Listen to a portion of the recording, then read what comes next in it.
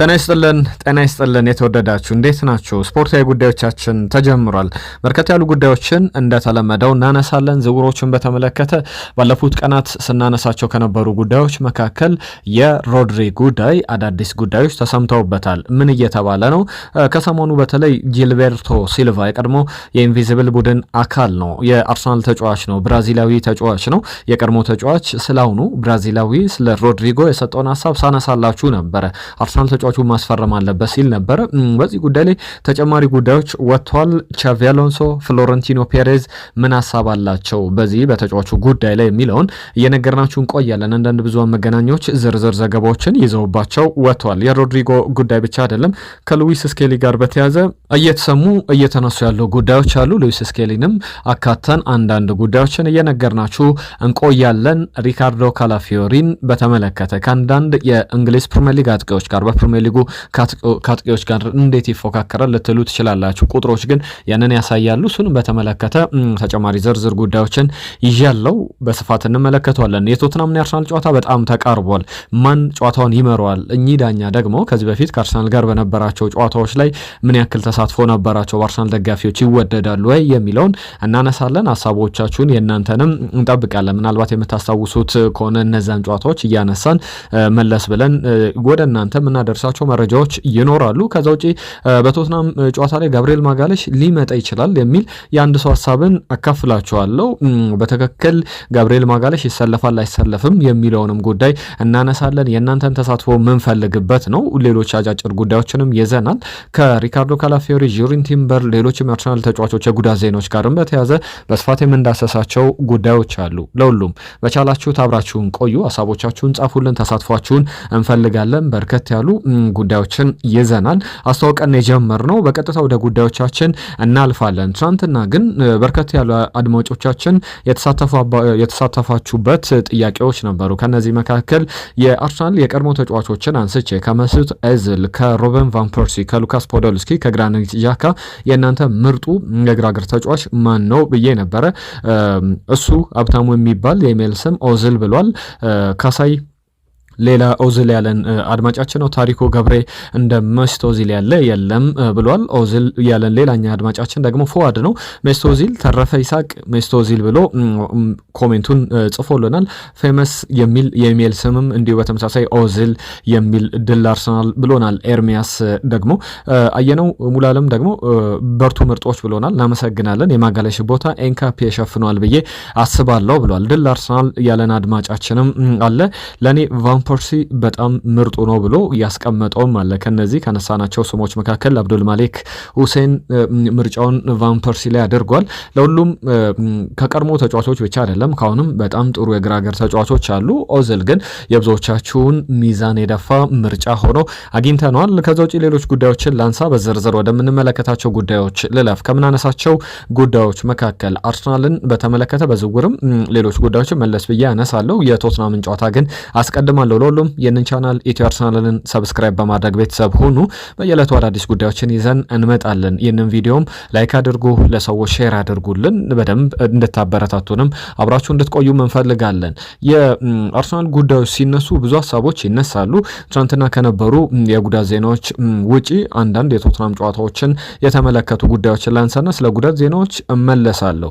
የቶትናምና አርሰናልን ጨዋታ የሚመሩት አልቢትር ተለይቷል።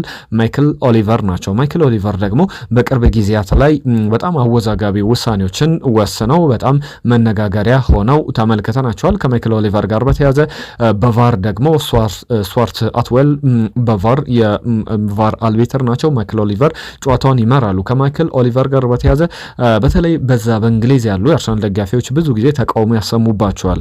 ምክንያቱም ደግሞ የአርሰናል ተጫዋቾችን በተደጋጋሚ በቀይ ካርድ በማስወጣት ይታወቃሉ። ለምሳሌ የዴክላን ራይስ ሁለተኛ ቢጫ ካርድ ባለፈው ዓመት የሚታወስ ነው። ከብራይተን ጋር የነበረው ጨዋታ በቀይ ካርድ ሲያስወጡት ዴክላን ራይስ ምን አድርጎ ነው የሚል ብዙ መነጋገር የነበረ ክስተት እንደነበረ እናስታውሳለን። ከዛ ውጪ ገብርኤል ማርቲኔሊን በቀይ ካርድ አስወጥተውት ያውቃሉ። ሉዊስ ስኬሊን ደግሞ ከወልቭስ ጋር በነበረ ጨዋታ ላይ በቀይ ካርድ አስወጥተውት ተመልክተናል። እነዚህ በተደጋጋሚ ማይክል ኦሊቨር ከአርሰናል ጋር በነበሯቸው ጨዋታዎች ላይ እንደዚህ የቀይ ካርድ ለአርሰናል ተጫዋቾች ሲያንበሸብሹ ነበርና አሁንም ያ በትክክል ጥያቄ የሚያስነሳባቸው ጉዳይ ይመስላል። ለሁሉም ከማይክል ኦሊቨር ጋር በተያዘ የአርሰናልና የቶትናምን ጨዋታ በመሃል አልቤትርነት ይመሩታል። የአርሰናልና የቶትናም ጨዋታን በተመለከተ ሌሎችም ሊነሱ የሚችሉ ጉዳዮች አሉ። አንድ ባለሙያ አንስቼ የቀድሞ አርሰናል ተጫዋች ነው፣ ማርቲን ኮይን ይባላል።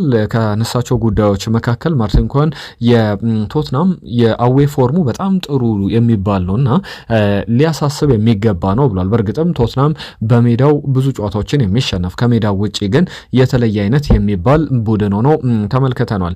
አሁን ደግሞ የሚጫወተው ከአርሰናል ጋር ኤምሬትስ ላይ ነው። በመጪው እሁድ 1:30 ላይ በኤምሬትስ ስቴዲየም የሚደረገው ጨዋታ ብዙ ሀሳቦች እየተሰጡበት ያለ ጉዳይ ነው። በዚህ ጨዋታ ዙሪያ ማርቲን ኮይን ከሚያነሳቸው ጉዳዮች መካከል ከጉዳት ዜናዎች ጋር በተያያዘ የሚነሱ ሀሳቦች አሉ። ነገር ግን በዚህ በአጨዋወት ረገድ የቶትናም አቀራረብ ለኔ በተለይ ከሜዳ ውጪ በቶትናም የሚያደርገው ጨዋታ የተለየ አቀራረብ ይዞ ስለሚመጣ ለቶትናም ጥንቃቄ ያስፈልጋል የሚል እምነት እንዳለው ተናግሯል። በሜዳቸው ቢሆን ለአርሰናል ቀላል ሊሆን ነበር፣ ነገር ግን ከሜዳው ውጪ የሚደረግ ጨዋታ ነው።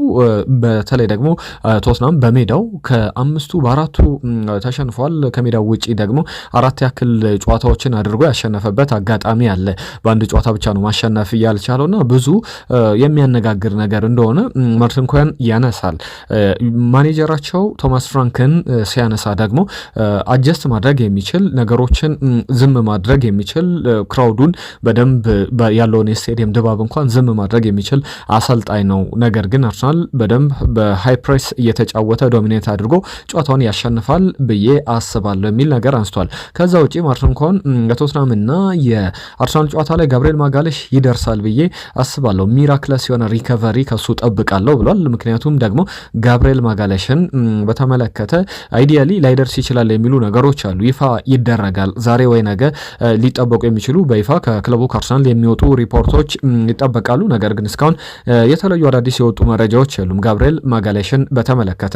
ነገር ግን አይዲያል ላይሆን ይችላል፣ በጣም እውነታ ያለው ነገር እያነሳው ላይመስል ይችላል። ነገር ግን ጋብሪኤል ማጋሌሽ በአርሰናል ጨዋታ ላይ ይደርሳል ብዬ ይሰማኛል እንደዛ ብሏል። ከዛ ውጪ አርሰናልም ዲዘርቭ ያደርጋል የሱን መገኘት የሱን መምጣት የሚል እምነት እንዳለው ተናግሯል። በተለይ አርሰናል በእርግጥ ስለ አንድ ተጫዋች አይደለም በዚህኛው የውድድር ዘመን በመከላከልም በማጥቃትም ኮሌክቲቭ ቡድን እንደሆነ ተመልክተናል ይላል ማርቲን ኮይን። ለምሳሌ እሱ ባይኖር እነ ሞስኬራ የሱን ቦታ መሸፈን ይችላሉ፣ ትልቅ ስራ መስራት ይችላሉ። ነገር ግን በአውሮፓ የጋብሪኤልና የሳሊባ ጥምረት የትም የሌለ ነው የሚል ነገር አንስቷል። ጋብሪኤል ማጋሌሽ እንዲመለስ እሱ ብቻ አይደለም ሙሉ አርሰናል ደጋፊዎች በደንብ የሚጠብቁት የሚፈልጉት አይነት እንደሆነ መናገር ይቻላል። ጋብሪኤል ማጋሌሽ ላይ አንድ ጉዳይ ላንሳ። አርሰናል ሲያስፈርመው ታስታውሳላችሁ 27 ሚሊዮን ፓውንድ አካባቢ የወጣበት ተጫዋች ነው። አሁን ሲአይኤስ ፉትቦል ኦብዘርቫቶሪ በጣም ትልልቅ ዳታዎችን በእግር ኳሱ ይዞ ይወጣል። ጋብሪኤል ማጋሌሽን በሚገርም ሁኔታ ከ104 ሚሊዮን ዩሮ በላይ የሚወጣበት ተጫዋች ነው። በዛ ደረጃ ሱፐርስታር ደረጃ ላይ የደረሰ ተጫዋች ነው በሚል ያስቀምጧል። ያ በትልቅ ደረጃ የሚቀመጥ ነው። ከጋብሪኤል ማጋሌሽ ጋር በተያዘ በትክክልም ጥሩ አቅም ያለው ጥሩ ተጫዋች እንደሆነ መናገር ይቻላል። አሁን ጋብሪኤል ማጋሌሽ ባይኖር ሊነሱ የሚችሉ ሊጠበቁ የሚችሉ ጉዳዮች አሉ። ከጋብሪኤል ማጋሌሽ የጉዳት ዜና አስቀድሜ 1-2 ጉዳዮችን ላንሳ። ጁሪን ቲምበር ጉዳይ ነው። ጁሪን ቲምበር ትናንትና ኔዘርላንድ 4-0 ባሸነፈችበት ጨዋታ ላይ የሉቴኒያ ጨዋታ ላይ ተመልክተናል። በሜዳ ላይ ተሰልፎ ነበር 64 ደቂቃዎችን ተጫውቶ ግን በጉዳት ወጥቷል። ነገሩ አሳሳቢ አይመስልም። ነገር ግን እግሩ ደምቶ ተመልክተናል። እግሩ አካባቢ ተረግጦ ነበርና በጣም መነጋገሪያ ነበረ። በጨዋታው ላይ የጨዋታው አልቢትር የወሰኑት ውሳኔም ሲያነጋግር ሲያጨቃጭቅ ነበረ። ተጫዋቹ ከዛ በኋላ 64ኛው ደቂቃ ላይ ወዲያው እንዲወጣ ተደርጓል። መውጣቱ ለአርሰናልም በጣም ጥሩ ነው። ነገር ግን በቀጣይ ምናልባት ጉዳቱን አገግሞ በጥሩ ጤንነት ይመለሳል ወይ የሚለው በትልቅ ጉዳይ የሚጠበቅ ነው የሚሆነው። ከጁሪን ቲምበር ጋር በተያዘ ጉዳት አለው ወይ ያሳስባለው የሚለው ያን ያክል ባይሆንም ተጫዋቹ ሲወጣ ራሱን ችሎ እየተራመደ ነው የወጣው። ነገር ግን መጠነኛ ጉልበቱ ላይ የመቧጨር ነገር ትንሽ ጉልበቱ ደምቶ ተመልክተነዋል በጨዋታ ላይ። እናንተም እየተመለከታችሁት የታዘባችሁት ነገር ይመስለኛል። በቀጣይ ጨዋታ ላይ ጋብርኤል ማጋሌሽ ባይኖር የእናንተን አማራጮች አስቀምጡልን እስቲ። የተለያዩ አማራጮችን እኔ አስቀምጣለሁ፣ እናንተን ተሳትፎ ደግሞ እንፈልጋለን። ከጋብርኤል ማጋሌሽ ጋር በተያያዘ እየተነሱ ያሉ ጉዳዮች አርሰናል ይህንን ተጫዋች ማያገኝ ከሆነ ሴንተር ባክ ላይ ምናልባት ብዙዎቻችሁ እንደሚጫወት እንኳን የረሳችሁ ተጫዋች አለ። ሪካርዶ ካላፊዮሪ በጣሊያን ብሔራዊ ቡድን በሄደ ቁጥር ጣሊያን የምትጠራው የመስመር ተከላካይ ለማድረግ ሳይሆን የጣሊያን ብሔራዊ ቡድን ዋነኛ መሰረታዊው የመሃል ስፍራ ተከላካይ ነው። ሪካርዶ ካላፊዮሪ በመሃል ስፍራ ተከላካይነት እንዲጫወትና ፒየሮ ኢንካፔ በግራ መስመር ቦታ ላይ እንዲጫወት ሊደረግ ይችላል። አሊያም ካላፊዮሪ በሴንተር ባክ ሆነው ሉዊስ ስኬሊም የመስመር ቦታውን የሪካርዶ ካላፊዮሪን ቦታ በደንብ በአግባቡ መሸፈን ይችላል። ሌላኛው አማራጭ ደግሞ ኢንካፔ በመሃል ስፍራ ተከላካይነት እንዲጫወት ከዊሊያም ሳሊባ ጋር እንዲጣመር ማድረግ ይችላል። ከዛ በተጨማሪ ደግሞ ክርስቲያን ሞስኬራን በመሃል ስፍራ ተከላካይ ከዊሊያም ሳሊባ ጋር ማጣመር ይችላል። እነዚህ ሁሉ አማራጮች ናቸው። ሌሎችም አማራጮች መጥቀስ ይቻላል። ጁሪን ቲምበር የመሃል ስፍራ ተከላካይ ሆኖ መጫወት ይችላል። ቤን ዋይትን የመሃል ስፍራ ተከላካይ አድርጎ ማጫወት ይችላል። በደንብ ብዙ አማራጮች ያሉት ነው በተከላካይ ስፍራ ላይ። በእርግጥ ማጥቃቱን በደንብ ያሳሷል። የእናንተ ምርጫ ደግሞ አስቀምጡልን። የጁሪን ቲምበር ጉዳትንም በተመለከተ ነገ በሚኖረን የመረጃ ሰዓታችን ላይ በዝርዝር በአዳዲስ ጉዳዮች እንመለስበታለን። የእናንተ ተሳትፎም በቀጣይ እንጠብቃለን። የሀገራት ጨዋታዎች ዛሬ ይጠናቀቃሉ። የስፔን ብሔራዊ ቡድን ይጫወታል። እነ ማርቲን ዙሜንዲ ከዛ ተጨማሪም ሚኬል ሜሬኖ፣ ዴቪድ ራያ በጥሩ ጤንነት ወደ አርሰናል እንዲመለሱ መመኘት በደንብ ያስፈልጋል። ተከላካይ ስፍራ ላይ ያለውን ጉዳት በደንብ ተመልክተናል። ቅድም መግቢያ ላይ ሳነሳ የነበረው የአጥቂዎች ጉዳይ በብዙ መንገድ ይነሳል። በተለይ አንድ ተጫዋች አነሳለሁ፣ ሪካርዶ ካላፊዮሪ ብዬ ነበረ። ከፕሪሚየር ሊግ አጥቂዎች ጋር በጣም በፕሪሚየር ሊጉ ላይ 3 ተጫዋቾች ብቻ ይጠራሉ። ከ5 በላይ ሹቶችን በግራ እግራቸው፣ ከ5 በላይ ሹቶችን 5 እና ከ5 በላይ የግብ ሙከራዎችን በቀኝ እግራቸው፣ በግራ እግራቸው በእያንዳንዱ በቀኝ እግራቸው 5፣ በግራ እግራቸው 5 እና ከዚያ በላይ፣ ከዛ በተጨማሪ በግንባርም 5 እና ከዚያ በላይ የግብ ሙከራዎችን ያደረጉ ተጫዋቾችን ስንፈልግ በእንግሊዝ ፕሪሚየር ሊግ በ11 ሳምንታት በነዚህ ጊዜያት ሁሉ ሊጉ ከተጀመረ የ2025/26 የውድድር ዘመን ላይ 3 ተጫዋቾች ብቻ የሚጠሩ ናቸው። አንደኛው ኢጎር ቲያጎ ነው፣ የብራዚላዊ ተጫዋች በብሬንትፎርድ በጣም ጥሩ የውድድር ዘመንን እያሳለፈ ይገኛል። ሁለተኛው ደግሞ ዣን ፊሊፔ ማቴታ ነው። ማቴታን በፕሪሚየር ሊጉ ላይ አንዳንድ ትልልቅ ቡድኖች ጭምር እና ማንቸስተር ዩናይትድ ለማስፈረም ጥረት ሲያደርጉበት የነበረ ጥሩ አቅም ላይ ያለ ተጫዋች ነው። ሶስተኛው ተጫዋች ግን የአርሰናል ተጫዋች ነው። ቪክተር ዮኬሬሽ አይደለም፣ ወይም ደግሞ ጋብርኤል ማጋሌሽ አይደለም፣ ሪካርዶ ካላፊዮሪ ነው። ሪካርዶ ካላፊዮሪ እንግዲህ በማጥቃቱ ረገድ ወደፊት ሄዶ ምን እያደረገ እንደሆነ በደንብ እየተመለከትን የሱን የተለየ ብቃት በደንብ እያስተዋለን እንገኛለን። 2 አጥቂዎች እንግዲህ ከአንድ ተከላካይ ጋር በጣም የሚያስገርም ነው። በጣም የሚያስገርም ቁጥር ሆኖ ተመልክቻለሁ። የጉዳት ዜናዎች በቀጣይ ይጠበቃሉ። ትናንትናም እንዳነሳሁት ነው የትናንትናውን ቪዲዮ በደንብ ጉዳት ላይ ትኩረት አድርገን ሰርተነዋል። በቀጣይ ቀናት ዝርዝር ጉዳዮች የሚጠበቁባቸው ተጫዋቾች አሉ። በእርግጥ ኖኒ ማዱኬ ትናንትና ጸጉሩን በአዲስ መልክ ሲቆረጥ ተመልክተናል። አርሰናል ለእሁዱ ጨዋታ ይደርሳል። ቡካዮ ሳካም በአጥቂ ስፍራ ላይ ከጋብርኤል ማርቲኔሊ ጋር የሚያደርጉት ፉክክር ይጠበቃል። ቪክተር ዮኬሬሽም ይመለሳል ተብሎ ይጠበቃል። እነዚህ ጉዳዮች ናቸው። በክለቡ በኩል ግን የመጨረሻ ማረጋገጫዎች የሚጠበቅበት ነው። ከአርሰናል ጋር በተያዘ የ2024/25 የውድድር ዘመን ላይ አልፎ አሁን በዚህኛው የውድድር ዘመን በጣም በጥሩ መንገድ ሊጉን እየመራ ይገኛል። ቻምፒየንስ ሊግ ላይ 4ቱንም ጨዋታዎች አሸንፏል። በተከታይነት ደግሞ ከባየር ሙኒክ ጋር ነው የሚጫወተው። ባየር ሙኒክ ፓሪስ ሰን ጀርመንን አሸንፏል።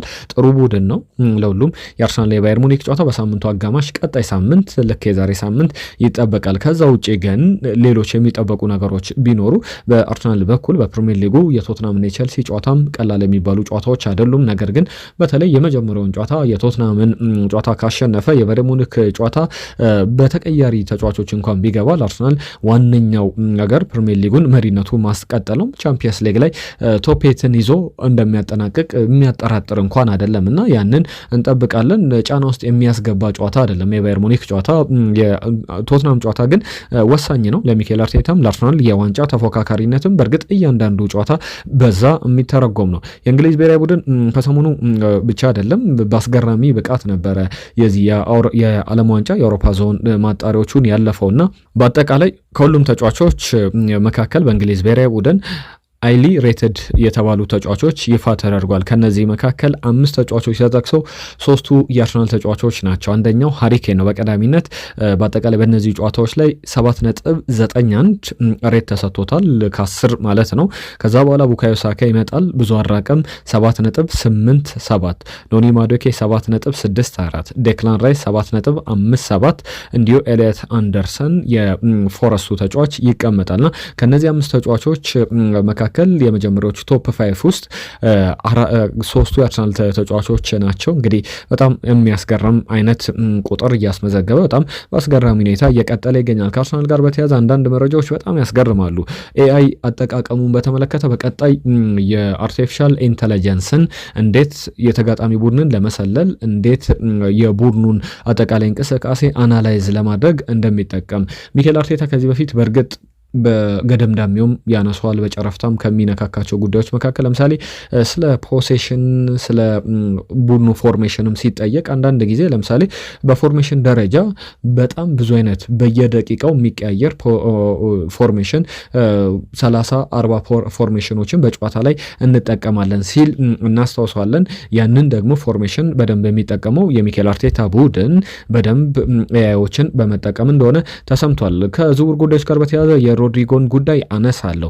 ነገር ግን በጭምጭምታ ደረጃ አንዱ ለጉዳዮችን ሰምቻለሁ ከሉዊስ ስኬሊ ጋር በተያዘ ሉዊስ ስኬሊ ብቻ አይደለም ኤታን ኖኔሪን በተመለከተ አሁን አርሰናል ተጫዋቹን በጥር የዝውውር መስኮት በውሰትል ሊለቀው ይችላል። በተለይ ደግሞ ሁሉም ተጫዋቾች ከጉዳት በሙሉ ጤንነት የሚመለሱ ከሆነ በአርሰናል በሚፈለገው ደረጃ እነዚህ ተጫዋቾች ተጎድተው እንኳን ብዙ የመጫወት እድል እያገኘ አይደለምና በሌሎች የፕሪሚየር ሊግ ቡድኖች የተሻለ የመሰለፍ እድል የሚያገኝ ከሆነ ኖኔሪ በውሰቱል ሊወጣ የሚችልበት እድል አለ የሚሉ ጉዳዮች አሉ። እናንተ ሀሳባችሁን አካፍሉን። ከዛ ውጪ መልቀቅ አለበት የለበትም ብላችሁ የምታስቧቸውን ሀሳቦች ጻፉልን፣ እንወያይበታለን። ነገም ከቸልሲ ጋር በተያዘ ሌላኛው ሉዊስ ስኬሊ ላይ ባክግራውንድ ቼክ ሲያደርግ ነበረ። ስለ ተጫዋቹ አጠቃላይ ብቃት የተጫዋቹን ሂደት በተመለከተ ክትትል ሲያደርግ ነበር ተብሏል። ተጫዋቹ ግን አሁን በፍጹም ከአርሰናል መልቀቅ አይፈልግም።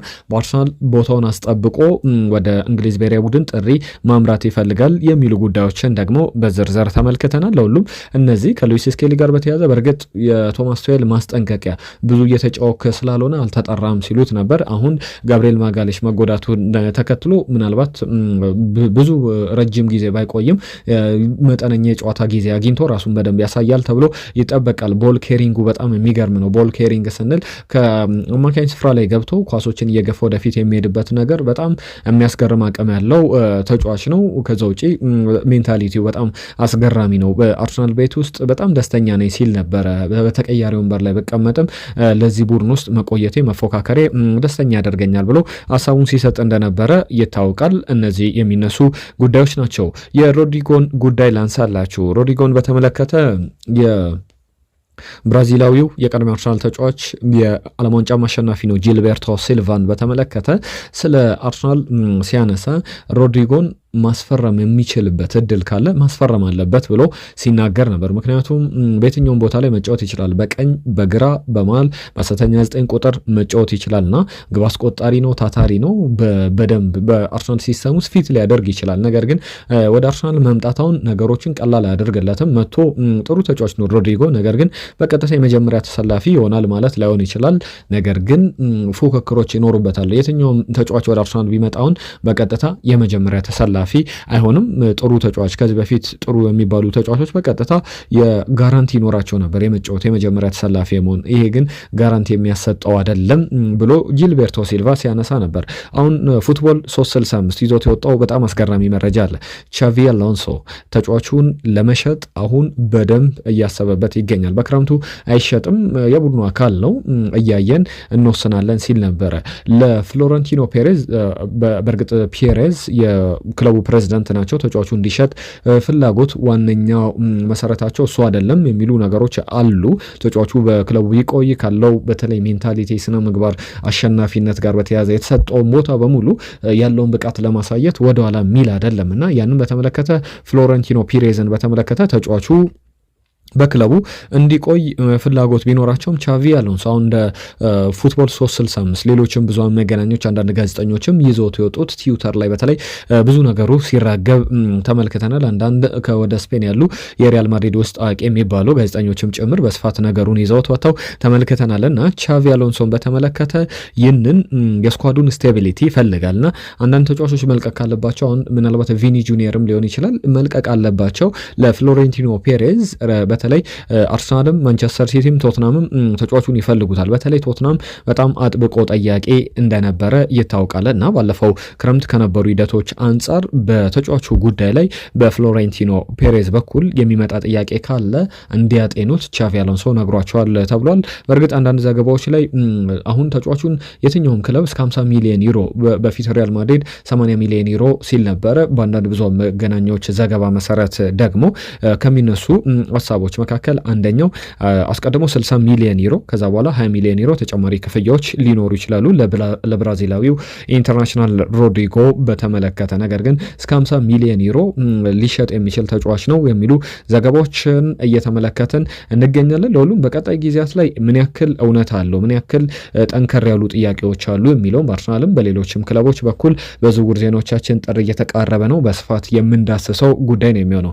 እሁድ 1:30 ላይ የሚደረገው የቶትናም የአርሰናል ጨዋታ በጣም ከወዲሁ ትኩረትን ስቧል። ለአርሰናል በጣም ወሳኝ ነው። የፕሪሚየር ሊጉ መሪነቱን ማጠናከር ያለበት ሳምንት ይመስላልና በዛም ጨዋታ ላይ የበለጠ ነገሮችን ትኩረት አድርገን እናነሳለን። በእርግጥ ፕሪሚየር ሊጉ ሲመለስ ከሚደረጉ ጨዋታዎች መካከል ሊቨርፑል ፎረስትን ይገጥማል። ማንቸስተር ሲቲ ቀላል ጨዋታ አይሆንለትም። ምናልባት ከማንቸስተር ሲቲ እና ከአርሰናል ቀላሉ መርሃ ግብር ለእኔ የአርሰናል ቀላል መርሃ ግብር ይመስለኛል። ምክንያቱም ሴንት ጄምስ ፓርክ ላይ ማንቸስተር ሲቲ ኒውካስል ዩናይትድን የሚገጥመውና ኒውካስል ዩናይትድ ደግሞ ምን ያክል ከባድ ቡድን እንደነበረ የሴንት ጄምስ ፓርኩን የአርሰናል ጨዋታ ጋብርኤል ማጋሌሽ ባለቀ ሰዓት ግብ አስቆጥሮ የተጠናቀቀውን ጨዋታ ተመልክተናል። ለሁሉም ግን ይህን ጨዋታ በተመለከተ ዝርዝር ጉዳዮችን በቀጣይ ቀናትም የተጫዋቾቹን ሀሳቦች አዳዲስ መረጃዎችን ይዘን እንመለሳለን። ለዛሬ ያዝንላችሁ ጉዳዮች ግን እዚህ ላይ ይጠናቀቃሉ። አብራችሁን ስለነበራችሁ ከልብ እናመሰግናለን። አርሰናል ቻናልን ሰብስክራይብ አድርጉ፣ ሀሳቦቻችሁን ጻፉልን፣ ተሳትፏችሁን እንፈልጋለን። ቤተሰብ ሁኑን። ይህንን ቻናልም ለወዳጆቻችሁ ሼር አድርጉ። እንደምንፈልገው በደንብ እያደገ አይደለም። በየዕለቱ አዳዲስ ጉዳዮችን አርሰናልን የተመለከቱ በጣም ጥልቅ ትንታኔዎችን እያነሳን እንገኛለንና የእናንተን ተሳትፎ እንፈልጋለን። ወደፊትም ቻናሉን በሌላ መልክ በአዳዲስ ጉዳዮች እንድንመጣ የእናንተን እገዛ ያስፈልገናል። ሰብስክራይብ አድርጉ፣ ቻናሉን ሼር እያደረጋችሁ ላይክ እያደረጋችሁ ቤተሰብነታችሁን አሳዩን። ለዛሬ ያዝንላችሁ እነዚህን ይመስሉ ነበር። አብራችሁን ስለነበራችሁ ከልብ እናመሰግናለን። እንወዳችኋለን። ነገ በአዳዲስ ጉዳዮች እንመለሳለን። ጤና ይስጥልን።